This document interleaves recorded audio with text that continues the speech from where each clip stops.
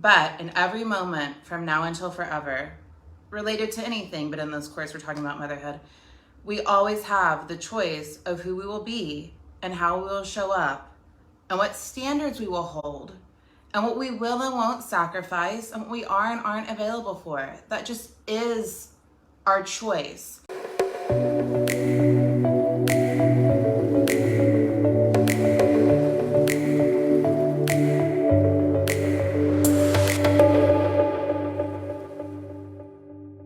Okay, so I thought about coming to the training and how I normally look at this time of the day with a child at home working. I was like, pajamas, robe, leggings, sweatpants, how are we gonna do this? And then I was thinking about the significance of the small moments and the big moments of my life now of taking care of myself. How it takes so much more intention now. It takes more intention to take care of myself, but it's also more impactful. Choosing to get out of bed, because Kanan has not fallen asleep, to go brush my teeth and wash my face at midnight. I've never been someone who's great at remembering to do those things before bed.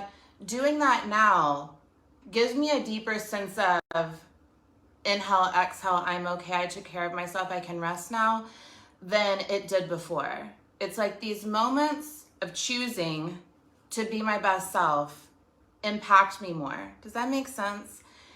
And how many know, man, it's like the second you pop this thing out of your vagina, mine wasn't popped out, mine was cut out, but it's like the second they come out, why is this self-neglect thing so much easier to get into?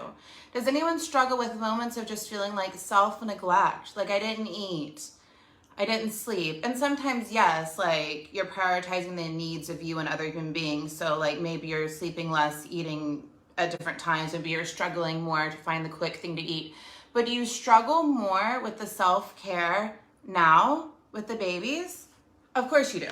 Of course we all do. I don't know anyone who doesn't.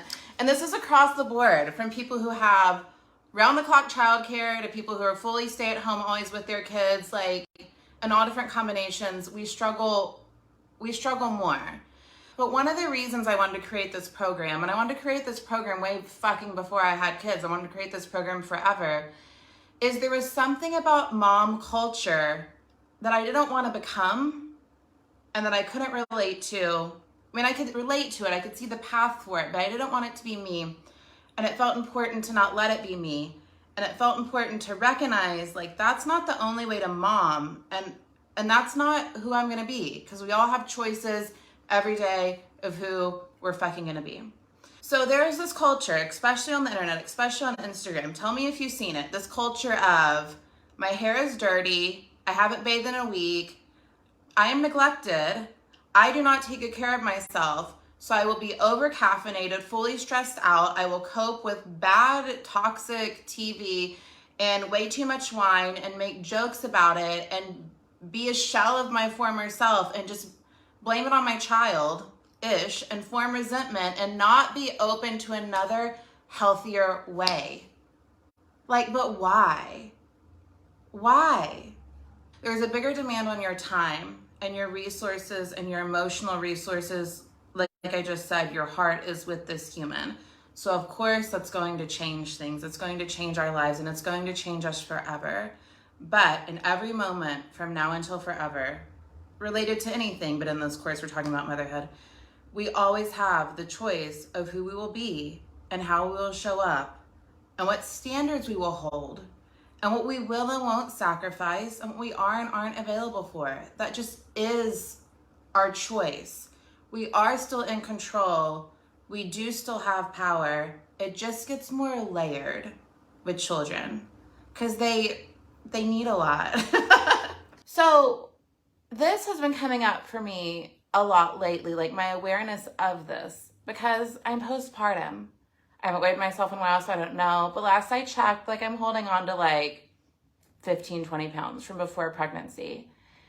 And in my experience, I experience it like I fully know and believe that that will be shed. I will find myself living in a different body before I know it when it's time.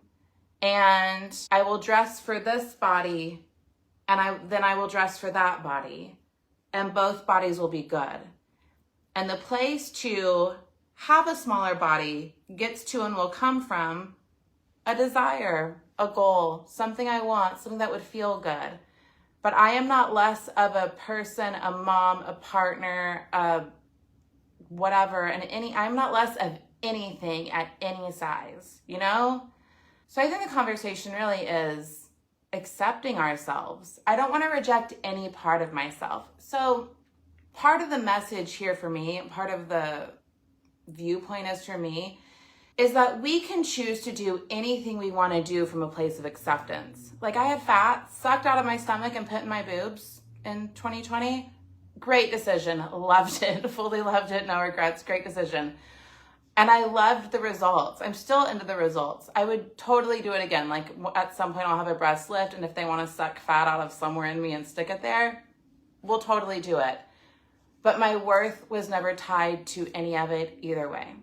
Does this make sense? We are good enough because we are. We are good enough because we are always. And any improvements we want to make to ourselves can come from the place of, I am enough. I am enough and I get to change things. I am enough and I get to shift things. I am enough and I get to create whatever I want. Not I am lacking. Because that's why we have so many stories around plastic surgery and so many stories around diets and so many stories around working out, is because we view everything everyone's doing as good or bad or right and wrong, when it's just the place it comes from, the degree of cleanness, the degree of neutrality can create many, many different results. You know, we can do it from a place of I am enough and I choose it, not I have to do something to fix myself to be worthy to others and to be acceptable in the world and to take less space and to fit into certain clothes and to be whatever, you know? Okay, I'm in a situation where I'm trying to decide to move out of my apartment, and if so, where to? I feel so confused. I don't even know what I really want. What is the best way for me to get clarity and guidance on figuring out where my ideal home is? So my question for me, and all of us always, you've heard me say it, but we need to ask it to ourselves often. The more we ask ourselves this, the more we tend to kind of always know what it is we want. But if you couldn't fuck it up, if it would work out no matter what, if no one would be mad at you, if there were no negative repercussions, if it would all just go perfectly, then what would you want? Really what we're saying is, what would you allow yourself to admit to yourself that you want? I said in my book that I think we always know what we want, but it's really hard to admit sometimes, because once we say it out loud or write it out, now we're like accountable to it. Now it's like known. We can't unknow it once we tell ourselves. So if you did know what you wanted, what would you want? If you couldn't fuck it up no matter what would you want? If it would work out no matter what would you want? You need to look at all of that and just tell yourself the truth about what you want, because I think you know. I think like right now in your brain, it's probably something like, okay, she's saying I know, but if I leave the apartment, this and this and this could happen. If I go to this town, this bad thing can happen. If I go here, this could happen. And if I move here, that could happen. I would like to go here, but what about the this and the this and the that and the blah? So all of that is like noise. All of that aside, what do you want? Like, which one do you want? Like, maybe you're thinking about this place, but it's the weather and it's the person that lives there and it's the this and it's the that and it's whatever and it's the cost of living. It doesn't matter. Do you want it? Like, I tried to convince myself for a long fucking time I didn't want to be in California because of the taxes and the cost of living and the this and the that and the stuff I've heard my whole life. It didn't change the fact that it was what I wanted. It just made me like tell a bunch of stories that made it take a little longer to get here and made me act more conflicted on my way here. But it was never not what I wanted. Does that make sense? And on the path of doing what we want, there's sometimes steps. Like sometimes the thing we want, we're not quite ready for, we don't have the money for yet, whatever. Like we want it, but blah. But just knowing that we want it and knowing that's where we're going and like holding the vision for it, like our path will realign to like get us there. Does that make sense? I love you guys so much. Bye.